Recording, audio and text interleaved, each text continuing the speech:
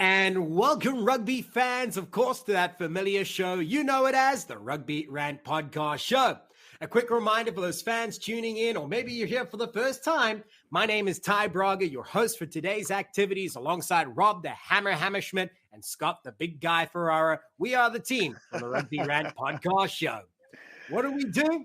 Well, it is important to be able to share the news from across rugby. And wherever it may be, there's news that you need to know about. Something that may have been missed or flew a little under the radar. Here's our chance to be able to bring it to the forefront in what we like to be able to call Around the Pitch.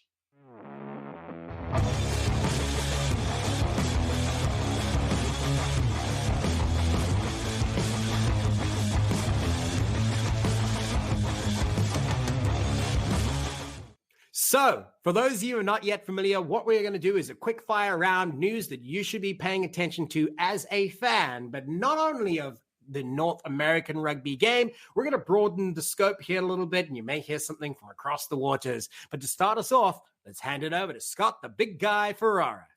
Let's get hot, baby. Let's talk about two guys currently on New York. Shout out to Dylan the Butcher Fawcett. Shout out to Sam Windsor. They hit their 50 cap mark in the MLR. The Butch has hit it all 50 with Rooney. Sam splitting between Houston and Rooney, and it's a big deal. It's why we're watching them play. They've bought in on this league. They've bought in on their lives here to play rugby here professionally, and you see that with the commitment of hitting their 50 caps. And they did get caps. People wonder why it's called the cap, because you actually get a cap. Your first one, you actually get a cap. Rooney hands them out. Rooney gave these guys their 50th cap. It was awesome. Congratulations, fellas. I love that. Isn't that just one of the greatest traditions of professional rugby? And the donning of the cap is literally a cap. If you're not familiar with what it looks like, it is exactly as it sounds, but it represents how many appearances you have made for your side. And this goes all the way up to the international level in the game. And how great is it to be able to see that we're now getting to that point in professional rugby in the US that players are meeting this milestone week after week. Between these two, I think they hold third and fourth spot respectively as the third and fourth person to be included in that 50 cap club. The first of which was Tim Metcher and Angus McLennan, as we highlighted in previous episodes. So there's 4 people in that club. Expect the 5th to just be around the corner. Let's hand it over to Rob Hammerschmidt. Well, Scott talked about hats or caps for the head. I'm going to talk about balls. Interesting thing that just happened recently. Gilbert, in conjunction with Sportable and BT Sport, have released a smart ball. It has an RFI chip inside. Bunch of different metrics are going to be able to be usable by coaches, by teams, and of course, hopefully by fans. Things like box kick height, restart height, passing from left hand and right hand efficiency, lightning quick ball out of the rucks. All kinds of great metrics can come out of this. It was going to first be used with the Women's Six Nations match between England and Scotland, as well as the last 15 matches in the Prem, the first being Newcastle and Leicester. Here's what I love about this.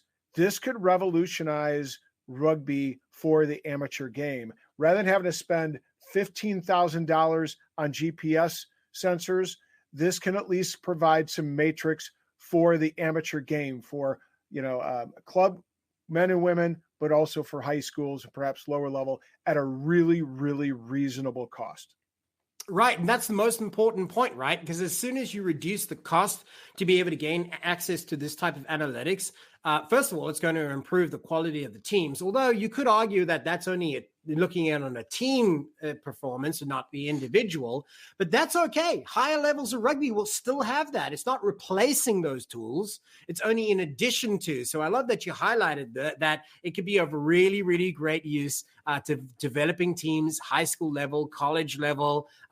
Really awesome to be able to see. And, fans are going to love those type of statistics being shared. So really, really good insight there to be able to add. I'm going to throw one to be able to talk about rugby again at an international level, but more particular, closer to home, with USA Rugby having engaged in some serious talks recently concluded with World Rugby to identify the best strategy moving forward to be able to host a Rugby World Cup on North American soil. So what did they come away from this meeting? Well, they met in Denver recently, and they actually toured the Denver Broncos stadiums, which is actually a recommended site. It's a 75,000 seater. So, they were talking about the preparations for a 2031 Rugby World Cup. Now, we previously spoke about it being an opportunity for either the 27 or the 31. We all agreed here on the Rugby Rant that it seemed more likely for the 2031 to be a feasible option. And one of the reasons that we said so is because rugby needs to be at a point where it can be self-sufficient, that it needs to grow in supporter base, in its development, and of course, in its results. That's one of the things that they highlighted as key to their success. So here's some of the takeaways if you're only learning about it right now. World Rugby and, of course, USA Rugby on March 18th left the boardroom having had this on their plan of action. They have both decided that they'll be working towards a strategy of 2031 as the nearest opportunity for America to be able to host it with any North American partners. The one significant change that also came from that is that they had originally planned to be able to have a 2029 women's rugby event hosted. That has now seems to have been abandoned, and it will now be pushed back to 2033 is the proposed strategy. And the basis of all of this is that they need to be able to implement an 11-year growth strategy that focuses first on grassroots rugby and participation being the number one metric for success, improving participation. Then how many players graduate from youth rugby into college systems, and how many at college level graduate into the senior amateur game. Those were the three main things that all have one thing in common: get the ball in as many hands as possible across the nation. So I think that most people would agree that has to be at the forefront when growing rugby. We've spoken about this numerous occasions, and I'm sure my colleagues would agree. Scott, what else do you have to be able to share? And, I'm kind of breaking the rules a little bit. I'm going outside of North America and MLR, but we have to talk about this match. Italy beating Wales, ending a 36-game losing streak in the Six Nations. I mean, it's one of those things where me and our buddy, Mike Grandpuba Perazini, talk about. We're both Italian. We both root for Italy in the Six Nations, which is very, very hard. It's like being a Mets fan, a lot of losing seasons. But, it was great to see. It was great to see them play, from the first minute to the last minute with a ton of heart. And I think this probably would have maybe been a second win for them, had the Ireland match gone a little differently. But Eduardo Padovani scores the last try. Paolo Garbisi puts the conversion up, and Italy win 22-21 against Wales again. Forza Azzurri. They ended a 36-game losing streak in Six Nations, baby. Right, and they ended it with a piece of magic that will go down in rugby history. I'm sure that replay will be played for many, many more years to come, and we wish that to see more success for Italy. Let's hand it over to Rob Hammerschmidt. So, Scott, I guess a little bit in rooting for Italy what Rick Collins feels like as a Dallas fan. But anyway. Not fired. that was going out to you there, my buddy Rick. How are the playoffs the last 2 years? How are the playoffs the last 2 years? All right, then. I know. I can only say that because Nola edged out Dallas 2 weeks ago. All right. So I want to kind of dovetail off of what Scott celebrated. And I just want to talk about why rugby is one of those sports that is a difference maker and what differentiates it. And it's the sportsmanship piece. Rarely do you see a bit of sportsmanship like we saw at the end of that match. A little context, Josh had, they award a man in the match, probably about the 75th to 78th minute right there at the end. Josh Adams from Wales had a great game, one man of the match. And what did we see? Of course, it was Ange Capuso, his just absolute phenomenal attack from the 15 position that springs the try that resulted in Italy's win. And what did Josh Adams do? In an absolute show of sportsmanship, the epitome of what rugby's about, he awards his man of the match medal to Ange Capuso, recognizing what that man did for Italy on the day. That is to be commended. Right. And I think you mentioned just before this piece, it was about 7 years since their last win against a tier one nation. So with that one moment of magic, it had kind of rewritten history, at least for the interim.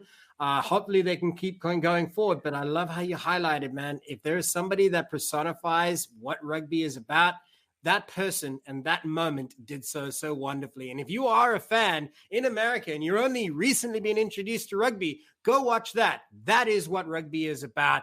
That's why so many people come to love this game, not only because of the sport, but the characters within the sport that help define it as one of the truly greatest games on earth. So I'm going to use that as a springboard to talk about rugby in Europe for a moment, but I want to focus on those teams that are outside of the traditional top 10. And something that majorly happened, talking about teams achieving greatness where it hasn't existed for quite some time. If you're not familiar, the top tier that many people recognize as the greatest championship is the Six Nations in Europe. Of course, those are traditionally some of the strongest countries in the world when it comes to rugby. And those nations underneath them that are looking for the opportunity to grow include countries like Georgia, who has on several occasions been fortunate enough to be able to attend a Rugby World Cup. And of course, there's still a continuing conversation whether they should even be elevated to the Six Nations because of their strength. But one team most people haven't taken note of, who has been steadily rising higher up the ranks, is Spain. Spain recently took on the opportunity to be a host nation for the 7 series, which HSBC. So there certainly is a culture that's growing, and the sport itself is now achieving heights as they have achieved an incredible honor for Spanish rugby that for the first time since 1999, they will be participating in a Rugby World Cup come France 2023. And I take my hat off to them because it was not an easy pathway. And I hope they will take every opportunity available to make it, of course, their best performance yet. So here we are, gentlemen, again with our Around the Pitch. And for you as a rugby fan, if you wanted to be able to learn more or tell us what you think about any of these points, continue to do so online by following us under the handle at Rugby Rant Pod. But we're going to be back in just a moment for our regular rugby debates. But before then, let's hear from one of our sponsors. With over 37 years of experience, American Rugby Outfitters have been dedicated to providing quality rugby gear to those who like to get dirty. The ARO team prides itself in delivering the highest quality rugby gear that will withstand the punishment rugby dishes out. Brands such as Adidas, Barbarian, Gilbert, Canterbury, and ProTech will deliver when the game gets tough. Whether you need team uniforms, boots, bags, field equipment, or swag for the Postmaster Social, ARO is your source for quality rugby gear. They can set up your club or business with a team store like they did for us to ensure every member looks as good as the pros. If the international game is your vibe, ARO will carry you across the line with officially licensed gear from the Eagles, Springboks, All Blacks, England, Ireland, and Wales, amongst others. Visit rugbygear.com and check out all that the folks from American Rugby Outfitters have to offer. Use the code RANT15 to get a 15% discount site-wide. As an added bonus, when the items in your cart are $100 or more, you get free shipping to anywhere in the continental United States. Don't forget to check out our line of Rugby Rant gear available exclusively at rugbygear.com. Don't forget to use RANT15 to get 15% off your order site-wide. American Rugby Outfitters, dedicated to the toughest demands in the world's toughest game.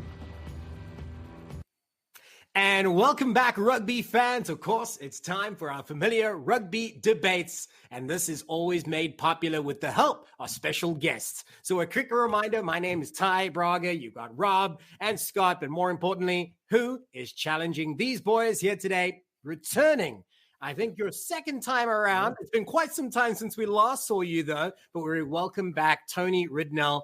And of course, Tony, you are familiar to people in rugby, especially down in the Seattle, Tequila area. But more importantly, you're obviously a super big rugby personality, having been at the highest levels with the game with USA Rugby, USA former Eagle player, still very much involved with grassroots rugby and the development of Seattle supporters and everything in between. So let me just say, welcome to the show. Thanks very much. I think the last time we saw each other, we've been wearing masks in between, so it's been a little bit of a wait. So good to see you guys. Really good to see you guys. It's always a pleasure to have you on. Thanks for what you're doing for the game. Thanks for what you're doing for the game. any media, all media is good in my opinion. And this is kind of cool. I know a lot of people in Seattle watch your show religiously, so it's cool. We love those Seattle folks, especially over my shoulder there, Rucky the Seawolf. Yeah, we know he's a big fan. Rucky the Seawolf is fabulous. I mean, Seattle has some really good mascots, and he must have gone to school or something because he's most improved. He really does a great job. Don't even get us started on the topic of mascots here today, okay? Tony, just say Rucky is on point here, okay? Gotcha. So let's take the opportunity to be able to remind everybody who's tuning in, how does it work? So a quick reminder, and of course, for those of you that are only learning about it for the first time, the Rugby Debates is one of the best things about the Rugby Rant, without a doubt, and for a very simple reason. We're going to ask these boys to compete against each other for top honors, what we like to be able to recognize as our top ranter. The competition's usually stiff, and of course, we have great banter in between, and that's what makes rugby great, is the camaraderie, the banter, and of course, the personalities in between. And we're going to see all those personalities shine as each of these gentlemen are given 2 minutes to be able to speak about the topic at hand. Once they have had all their 2 minutes to be able to shine, we're going to open it to public format for open debate, and they may build upon one's point or contradict somebody else's point. Let's see where it may go. But before then, let's find out, what are we talking about?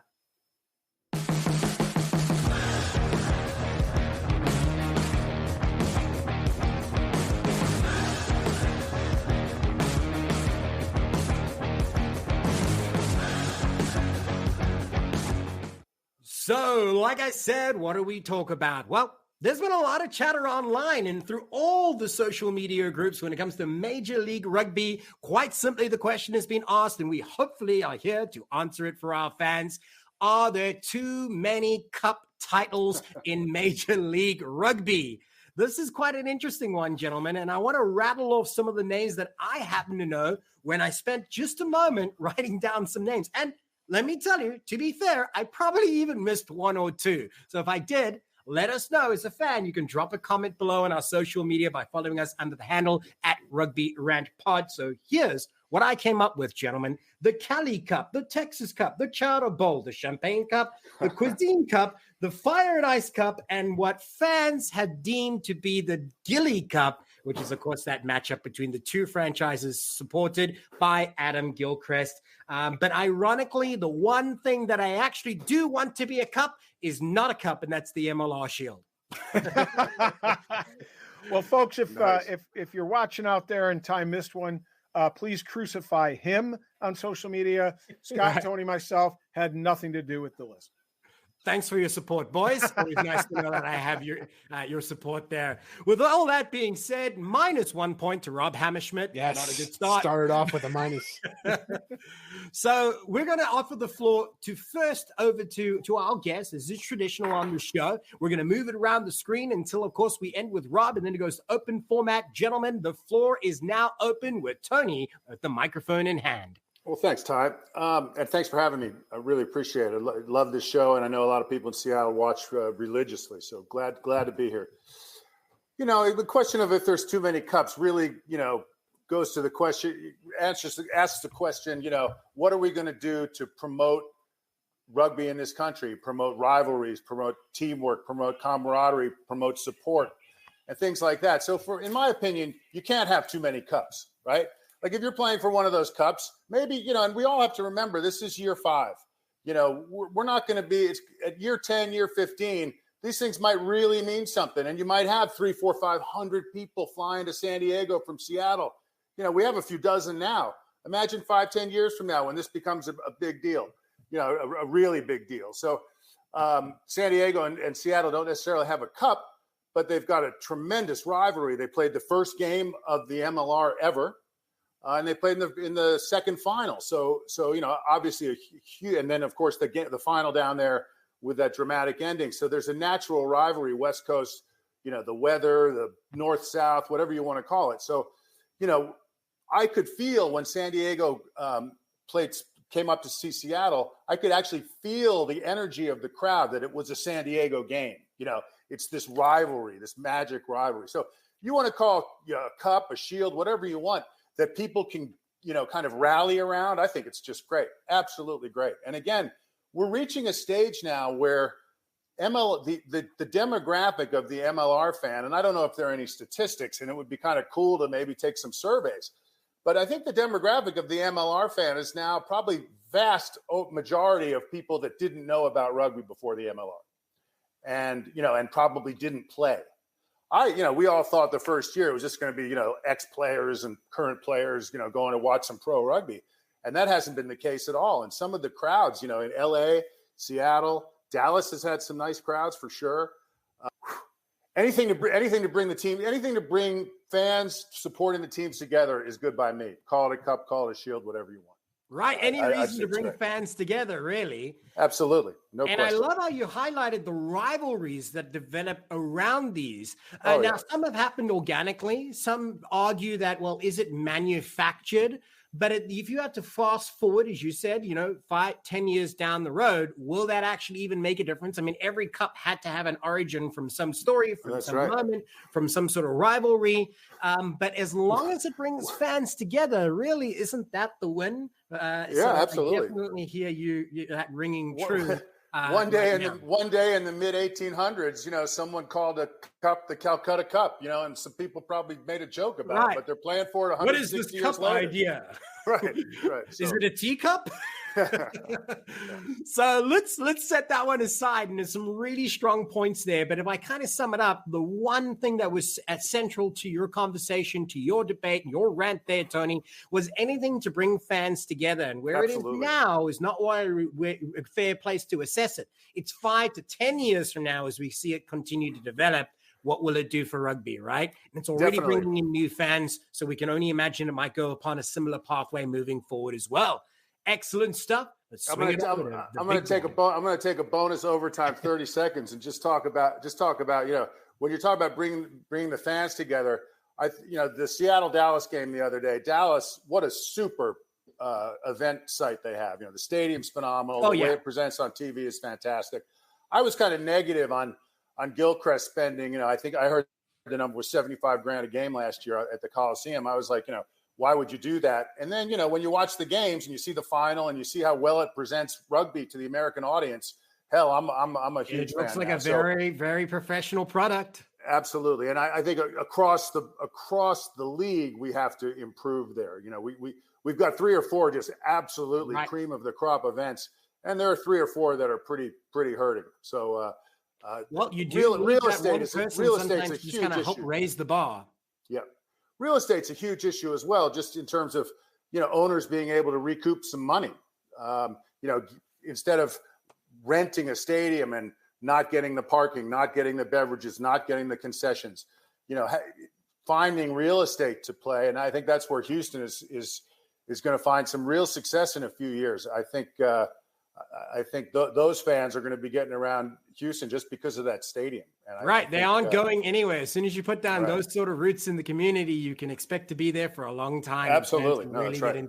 And you can see they've done that on the field and off the field. Great job. Absolutely. Houston. Love it. Yep. -1 for the extra time. Not allowed. So far, Scott is winning. But I kicked the point, so I'm +2. So I'm good. All right. Okay. I don't know how your math works, but we'll go with it. Okay. That's called new math. Penalty goal. All right.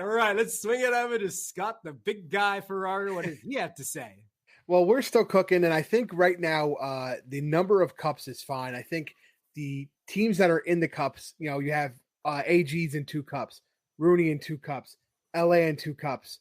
I think we got to kind of divide and conquer. But in saying that, we have a lot of these crossover fans coming over.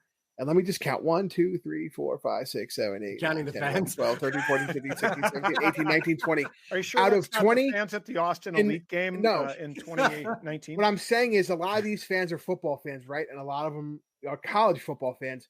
There are 20 different trophies in the Big Ten alone in football as inter-team. Don't even get me started on how many. There are 12 teams in the Big Ten and 10 in the 12. All right. It's a whole other conversation there. So my point is they have 20 and just 12 teams in the league. But my point is as you're building up that fan camaraderie like Tony talked about, it builds up I think you have your natural rivals, right? You have the Chowder Cup, New England, New York. Right. You have By your location, it makes sense, and the history. exactly.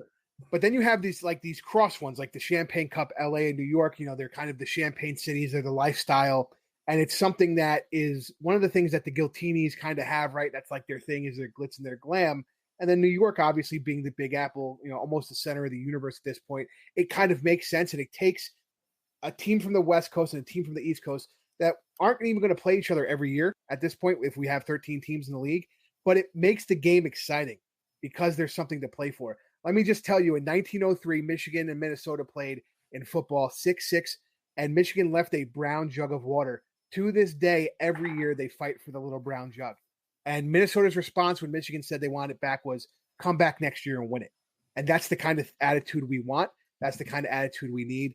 And that's the kind of attitude that brings great fans to great fans. To Tony's point, in that Dallas-Seattle game, you had Matt Courtwright for Seattle. You had Rick Collins, our buddy Rick Collins, for Dallas, and they did a ball exchange where they had ball signs and exchanged them as a sign of the rugby values we hold as fans. And I think these cups bring out the best in that. Like I said, right amount of cups. I want to see some more team changes. And the other thing is, weirdest part, how come Dallas isn't part of the Texas Cup? I mean, we have talk about college football. You have the President's Cup with the service academies. Tony knows it well. There's 3 teams that play for that cup, and right? Three teams that play for that trophy, and they figured out how to do it. So, well, hopefully it will be like that in the future. But as the rumor says, that they're not able to compete in that for that title because of a sponsor conflict, and I think that's probably about the title sponsor and the team sponsor. Yeah, so, sometimes things like that get in the way, but what a shame if that is the case, that they miss an opportunity to kind of bring the Texas rugby community even closer together by including its newest expansion team. And the best part of all, they're not that far from one another. You can enjoy all 3 games inside your own state. There's no other place in America that can say that. So you count yourselves lucky as Texas, because you got some great rugby and it's continuing to be able to grow. And we hope that the cup itself, with the Texas Cup, continues to grow and include that third partner. Let's swing it over to Rob, the Hammerschmidt, to see what he has to say. Thanks. And my initial thought was, yes, 6 is too many, 6 or 7, whatever you have. But I'm going to put a little asterisk by that. It's too many unless we actually start to have the presentations televised when the cups are, exchanged or presented, right? I think that's whole the ceremony thing of it. It's a pageantry that's fun to watch. It's the fans celebrating when the team hoists the cup in front of a banner and celebrates the well-earned victory. And we haven't seen any of that so far, so I'd like to see that come. If we're going to have 6, let's make sure that happens. But I want to be careful here, because I think if you start just throwing out new cups, and I guess if we're going to do that, I'm going to go with the Gritty Cup. And if, the Champagne is in either coast, I'm going with the Midwest Gritty Cup, and it's going to be between NOLA and whenever Chicago has a damn team, we're calling it the Gritty Cup, damn it. But we got to be careful that it doesn't devalue the Shield, right? And maybe that's my frustration should the Shield be a cup? And all these 100%. things, these shields, because when you think about a lot of rugby tournaments, the Shield is actually a second tier, placing, as opposed to a cup, who's one of the top. But I want to make mention of one last piece, and that is this. Even newbies to the international game, and some of us old farts, and Tony and I are. Sorry, Tony, are both old farts. I threw you under the bus there right away. Some of us old farts, Tony. No problem. I don't want to be by myself. Acceptance. We know of the Triple Crown, we know of the Calcutta Cup, but did you know that there's within the 6 Nations, there's 1, 2, 3, 4, 5, 6, 7 cups in the 6 Nations? I mean, do the well-heeled rugby fans even know about this? I did not know that. That's what makes me gives me a little bit of pause. A couple cups, Texas Cup, cool. Some of the too many cups. Yeah, there's no doubt that some cups will be more prominent than others. And because of the historical relevance or the support that they have or the franchise strength, it could be a couple of different angles that you could see it being. So, yeah, but Rob, I got a name change on the Chicago Cup, though. I got a name change on the Chicago NOLA Cup, the Malort Cup. There you go. Is that an inside joke for those of us in Chicago? That's an inside Chicago deal. I got you, Rob. I got you. So returning to the conversation about whether there's too many cups. I mean, is it worth it? Sure, depending on what angle you may see it from. But at what point do we cross that threshold of, okay, now we got too many? And I love the fact, by the way, Rob, kudos to you, highlighting how many cups are actually inside the Six Nations, which traditionally fans may not even know about. And to be fair, I didn't even realize that some of those quote unquote smaller games actually carried a title. So, it's pretty interesting. But is it enough to be able to bring fans together? Is it enough to be able to kind of force that rivalry and that sort of sports heritage that you have? What more do you need to be able to get there? Well, here's the thing. So Rob was talking about the presentation of the trophies, and here's the thing. It's pretty sad. There's not really a pregame and an intermission and a postgame, except for the canned ones that they do for the MLR on TRN. And I understand, it's kind of tough to do that, but this is when you have to tap in some of your local talent. This isn't just a tap on the shoulder for me, but me and the Grand Poobah, Mike Parazzini, do our pre-match show before every Rooney match, 30 minutes before, and we just go over things that, a casual fan would like to know. We go over some analysis. That we have to start doing that to match the big four in terms of presentation. And that also includes the presentations of the cup. It's great to see, everything go on social media and all that, but it doesn't hit people who aren't on social media. And while the younger audience is, the older audience might not be. The other thing I do like is out of these cups, like the Cuisine Solutions Cup, is kind of funny because both teams are sponsored by Cuisine Solutions. That's why it's the cup. That's one of those things that is almost organic. Like you wouldn't think Austin and OGs being a rival, but they're both, they're Eastern Conference, Western Conference. They wouldn't necessarily be a rival, but because they're both sponsored by them, it makes for an interesting cup. So what I hear Scott saying is that for the Chowder Cup, that Mike and the big guy will be taking a sip from the cup prior to presenting it to the captain of the winning team. And here's the thing: just like the chalice on the altar, it will be passed around from the priest and his sidekick, or around to all the rest of the players. And what happens is the loser. See, I think it should be different. The loser gets the cup, and they have to drink the regional clam chowder. So the New England guys got to drink Manhattan clam chowder out of the Chowder Cup, and vice versa if Rooney loses. How about that? Well, who Rick, knows? if you're Maybe listening, MLR is listening, and that could grab. We used to have boat races with lager. Now we're having chowder. We still do that. So let's swing once around the table again as we take the opportunity to start getting some final thoughts. And again, framing the conversation, we started this round by asking the question of our ranters whether there were too many cups in Major League Rugby as it stands. When we did our count, it was somewhere in the ballpark of 6 or 7 cups right now in season 5. So again, fans have been asking, are there too many cups? Let's go once around the table to get a final thought from each of our ranters before we close out this round, starting with you, Tony. More the merrier. More the merrier. Anything you can get to loop fan activity, even player team rivalries between the players, getting them fired up, getting the fans fired up. It's fine. And again, it's got to start somewhere. So if it seems a little quiet now and a little hokey now and a little bit, maybe a bit of a push right now, 5-10 years from now, it's going to be organic, and we should cherish that and start. I love it. All traditions have to start somewhere, and they only become traditions by doing it year after year. And 5 to 10 years from now, it definitely could feel quite different as to what it feels like today. Absolutely. So let's hand it over to Scott Ferrara. I think we're at the right amount, and we could probably add some, but I want to see some differentiation in the teams like I talked about previously. I like how the OGs and AGs come together because of this weird thing. And like Tony said, like I said, there's next year will be the 120th year of the Little Brown Jug between Michigan and Minnesota football. Think about that. Think about in 20 years of the Champagne Cup and the Chowder Cup and all that, and the Texas Cup, maybe with 4 Texas teams. Who knows? Maybe we get, a Dallas, not a Dallas, an Abilene team. Like before we get another Texas team, let's just get one in the Midwest. Maybe we get a team. Listen, maybe we get a team in Abilene. Maybe we get a team somewhere else. But my point is, think about that. Maybe we get 3 teams in the Cali Cup with a Northern Cali, a Northern Cali team. So my point is, keep building on it. It's what brings the rivalry together. I think we're on the right track. Excellent. I love it. Rob?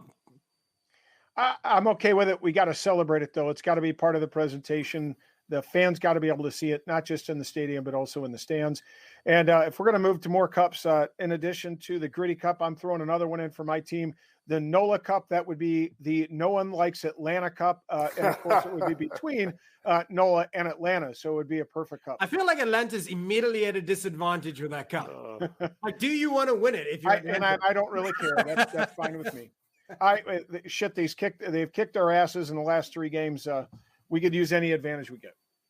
I like it. I like it. I like it. And there you have it. As a fan of the Rugby Rant, and more importantly, as a North American rugby fan, I remind you to tell us what you think about this very same topic. And you can follow us online under the handle at Rugby Rant Pod and tell us what you think. Are there too many cups? Is it just right? Do you even want more? And where do you think it can go in the years to come? Right now, we're going to go ahead and take a short break, and we'll be back in just a moment with more Rugby Rant. Tighthead Brewing Company is not just Chicago's premier location to watch rugby and enjoy quality ales and lagers. It is also a great place to enjoy local acts performing live music every Thursday and Saturday nights. Additionally, their Wednesday night trivia nights are something not to be missed. Tighthead is located in Mundelein, Illinois, and easily accessible for many Chicagoans, as it is just steps away from the metro. Owner Bruce Durr and the Tighthead staff are dedicated to ensure your microbrew experience is as tight as their beers. Bruce's love for rugby extends beyond the origin of his brewery's name. Tighthead is committed to supporting the rugby community. This includes his support for Lake County RFC and our own Rugby Rant podcast show. Tighthead's tap room is like the familiar rugby clubhouse in which friends and teammates can meet, socialize, and enjoy the wide variety of brews on tap. Regardless of whether your palate enjoys a good IPA or dark barrel-aged brew, Tighthead can deliver. Hey, Chicago, when you want rugby, Tighthead Brewing Company will satisfy your thirst. Tighthead, it's worth more than a try.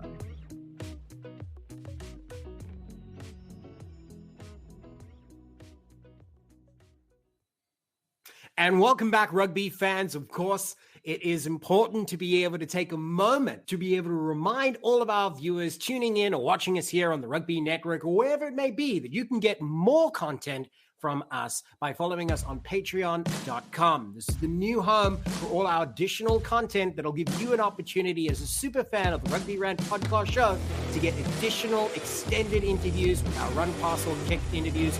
That is a great chance to be able to get the full-length interviews, much more insight. And in addition to that, you'll be getting a second rant where we announce the winner of each episode. So if you want to find out who's the winner of the rants, you got to go and check us out on patreon.com/Rugby Rant Pod. And for as little as only $3 a month, less than a beer, you can enjoy as much as another 4 to 6 hours of additional content, and you will be sick of us by the end of it. But once again, it has been a blast. We are going to be back in just a moment as we take some time to speak with one of our MLR insiders, Brad Tucker, in our RPK. Stick around. Hey everybody, it's the big guy. I'm here to talk to you about our partner, Aversio Wellness. Aversio means change. Their mission is to change lives through fungi. Functional mushrooms are having a moment in 2022 because they offer 2 things that we all need most right now. The first thing is long-term stress support. The second thing is long-term immune support. Right now, many athletes have a secret weapon. They're powered by mushrooms. Warrior can be taken daily to help your body utilize more oxygen efficiently by improving lung capacity and enhancing blood flow. The big guy takes it, the hammer takes it, and Ty the Safa Barabi take it. Cordyceps mushroom extract is the ideal addition to your routine if you're looking to optimize energy and endurance. So do us a favor, go to AversioWellness.com and get 15% off your entire order by using the code RANT15. And that way, when you order your Balance or your Chill or your Awaken, your Defend, or your Warrior products, you can get 15% off. Help us, help you. Go to AversioWellness.com, use the code RANT15, get your 15% off. Tell them the big guy sent you.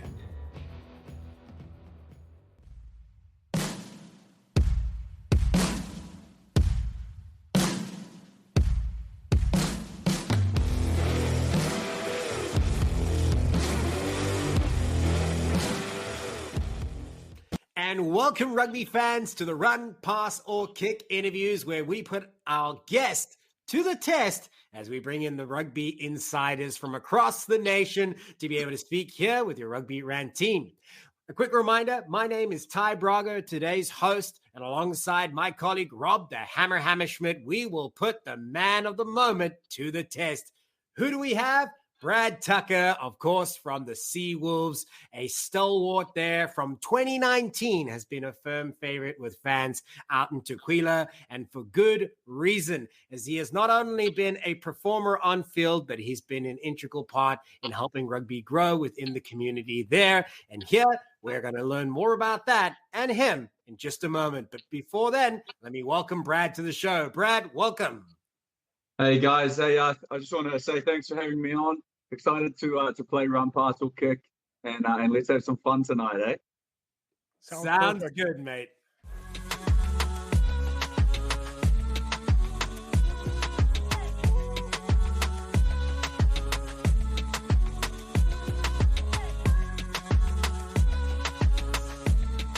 So to run you through it, though, how it all works, I'm going to hand you over to Rob Hammerschmidt to remind us all how it goes.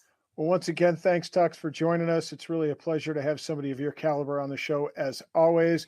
But for fans that have never seen a run, pass, or kick interview, it works a little like this. We're going to fire some questions at Tux here, and we're going to prompt each question with run, pass, or kick. And Brad is going to let us know what he plans to do before he answers each question. He can run with a question, which is to say he's going to answer it. We know he's a big forward who likes to do a little damage with the heavy artillery and take it up the middle. So we know he's going to run with a lot of these, but he can also pass it. That just simply means that it's a little too tough to handle. He doesn't want to get himself trouble with the Seawolves brass, so he's going to pass off that question, not answer it, we'll move along. Or he can have a lot of fun with us, put us on the back foot, make us work for our supper, and he can kick a question. And we'll assume if that Brad might want to direct a question, have us answer in his stead. And so he might say, well, Ty, I want you to handle it, or Rob, you can take this one, either way. Or he can make us, guess. And he's not going to direct it at all. And whoever asks the question will answer the question. So Brad Tucker, are you ready for the run, pass, or kick challenge? Hey, let's get stuck in, man. All right. You're going to love the first one.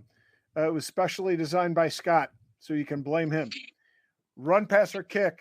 Who is the better looking Tucker, Will or James? Pass.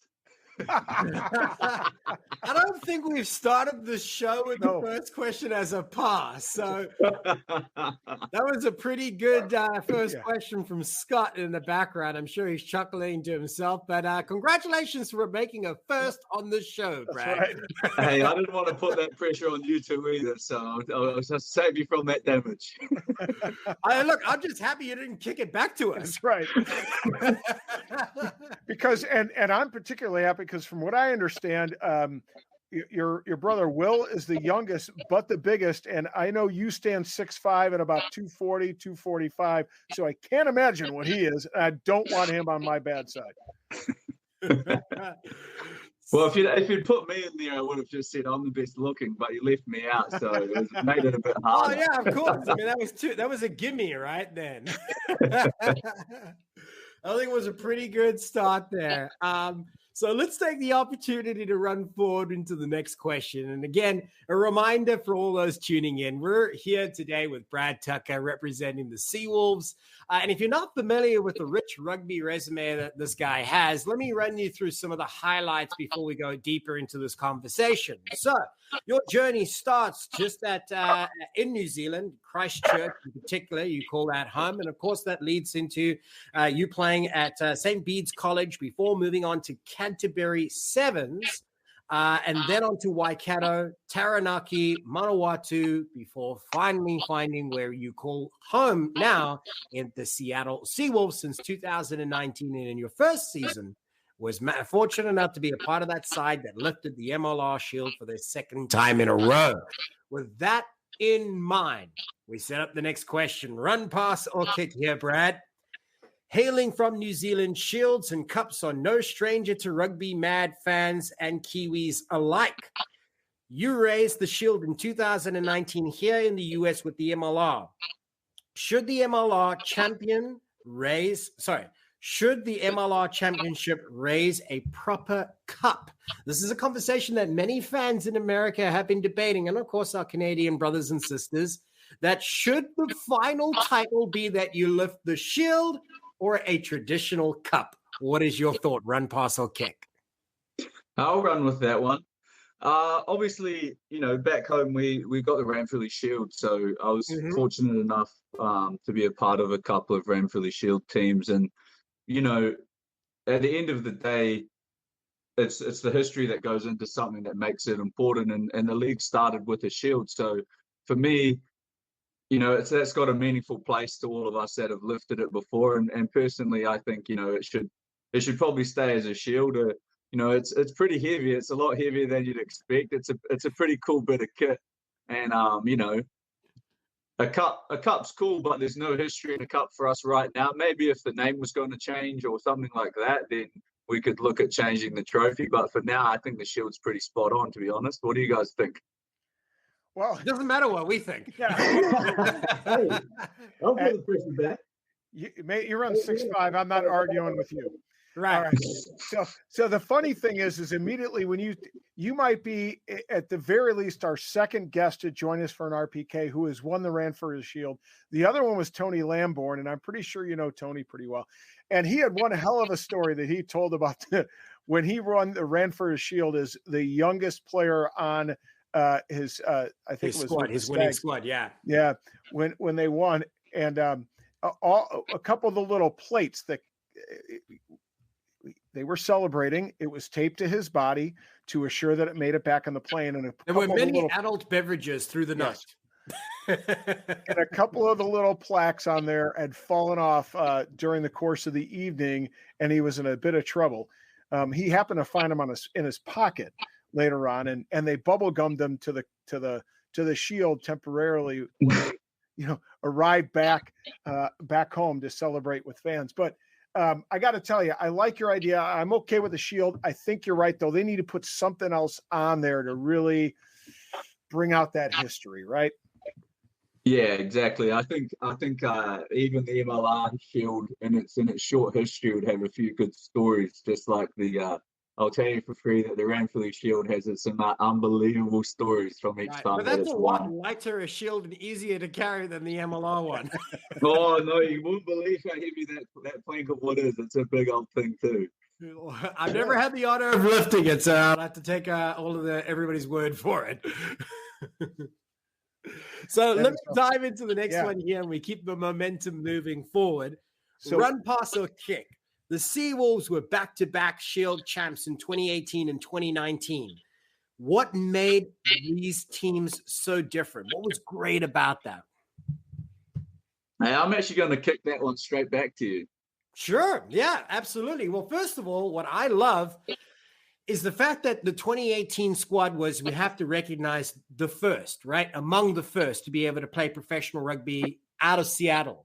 And they had so many great clubs, local clubs to be able to draw upon early. Seattle Rugby Club, I'm sure, is one of those that I think they produced or provided more than 12 players to the Seattles in those early years.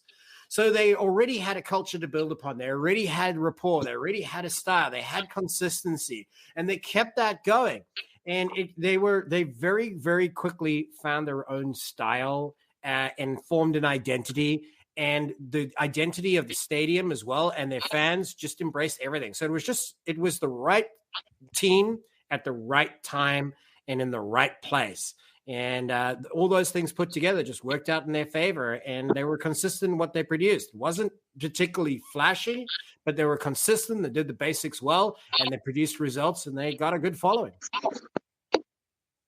Yeah, no, I couldn't agree more. Yep. And I would say, on top of that, they had that core like Phil Mack, Reichert, and then in 2019 you came in. Of course, they had a number of other players that just stood out for them, and they formed that core for those first two seasons. So I think that really added on to their ability to be so successful, because it was almost like a player-led team, because they had so much experience and so much skill in that player group that it really made it a tough group of players. When the chips were down, they came through. So it's much to the credit of all yourself and your teammates that came along through that Seattle Seawolves championship seasons.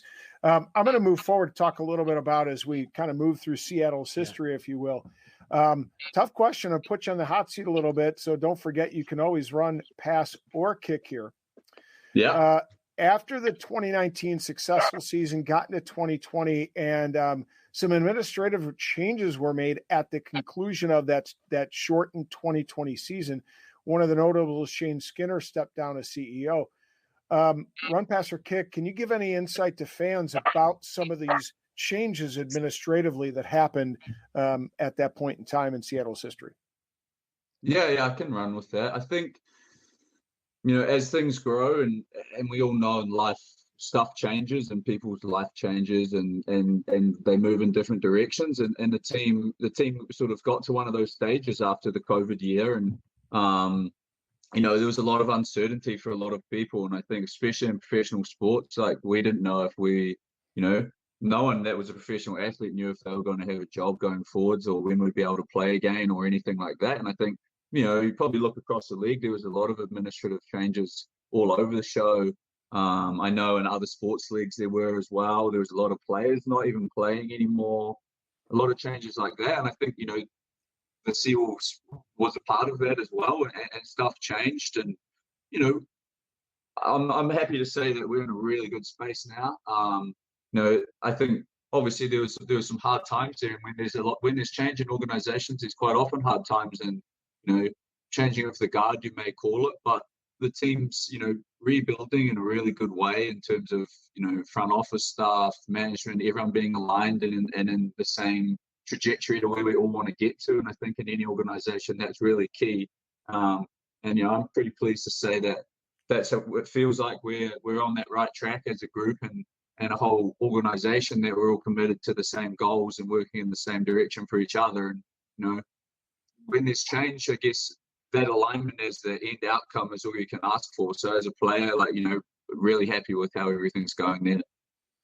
Yeah. And I think it's notable I love the fact that you mentioned that a lot of teams have gone through changes, whether it's ownership changes. We saw a team peel away, the Colorado Raptors, of course, and kind of retool themselves in a different way. And we've seen a lot of other structural and coaching changes in a lot of other teams. But that's how the league gets stronger, right? You've got to retool, redevelop, revolutionize yourself in order to move forward. And when everybody over the course of time does that, of course, the whole entire product rises and gets better. And that's what we need to happen moving forward in the MLR. We need to continue to develop and get better and progress in order to, get to the goals that we all want to see happen, making it a top sport in the United States. Yeah, 100%. And the teams understand that we can't just rest, as you said, you can't rest on your laurels. It's like my easy example for the American fans is, when a football team's not doing well, what do? Move on all their high-paid players and start from scratch and go again. And I think, as the league grows, there's consistently going to be that sort of retooling going on and on.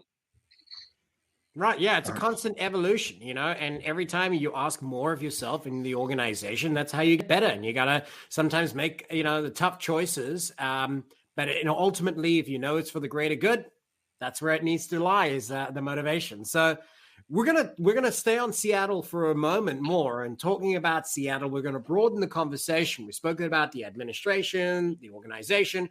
I want to turn the attention to the fans for a moment. And here lines up the next question. Run, pass, or kick. You know the rules by now, Brad. The Seawolves have been successful in drawing new fans to rugby and, of course, to the franchise. It's been one of the great highlights of what they have done well so far. So let me ask you a very simple question. What have they got that the others don't? What's the secret sauce? I'll run with that. Quite frankly, I think it's in the water in Seattle. You go to any game here, and the crowd's just built different. I don't know if you guys have been down to Starfire.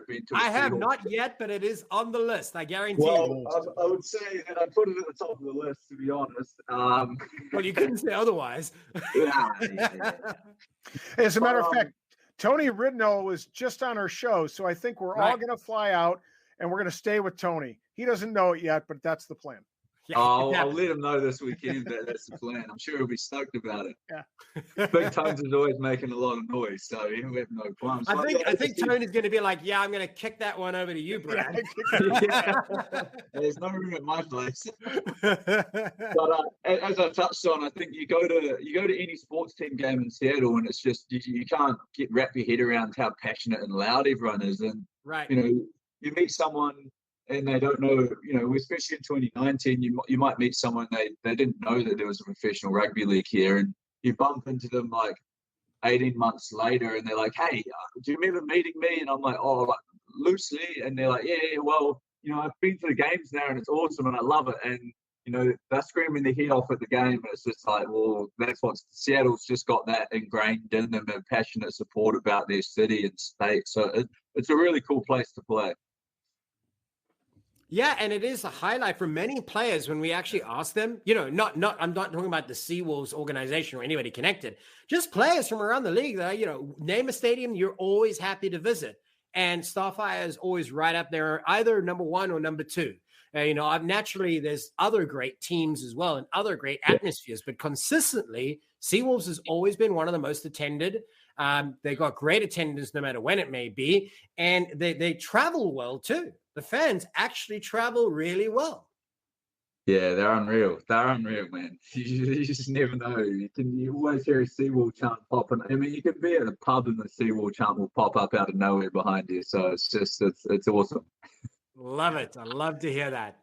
Yep, we need more and more of that in more and more MLR cities, and potentially the new cities that will hopefully be added on in the near future. And this league will definitely have promise moving forward. It's great to see. And again, thank you very much for joining us here, Brad. And before we go any further, I wanted to take the opportunity to be able to thank everybody who's already been watching us here on episode 87 of the Rugby Rant podcast show. And I also want to take the opportunity to remind you that if you wanted to continue enjoying this interview and more just like them, make sure you head on over to patreon.com, our new home for the Rugby Rant, where you can get all the additional content you desire as one of our super fans, whether it be more RPKs just like this. You can complete this interview by following us on patreon.com, or perhaps you wanted to be able to get more of the familiar Rugby Rant debate episodes. And again, all of that is on patreon.com/Rugby Rant Pod. So for right now, though, we're going to put a pin in it for most of our viewers, Brad, and they can continue to be able to get more of you by moving over to Patreon. But I wanted to thank you so far for what you've done with us here, and thank you and all the fans at home. And before we head out, I'd like to be able to remind you what we do here on the Rugby Rant is to help rugby grow, one fan at a time. And we do that with your help, and you continue to find us online under the handle @Rugby Rant Pod. On behalf of the team, I thank you for watching, and I remind you, my name is Ty Braga, host for today's activities, alongside Rob the Hammer Hammerschmidt, and on behalf of Brad Tucker and Scott Ferrara, who produces this in the background, thank you for watching, and we will see you at the next.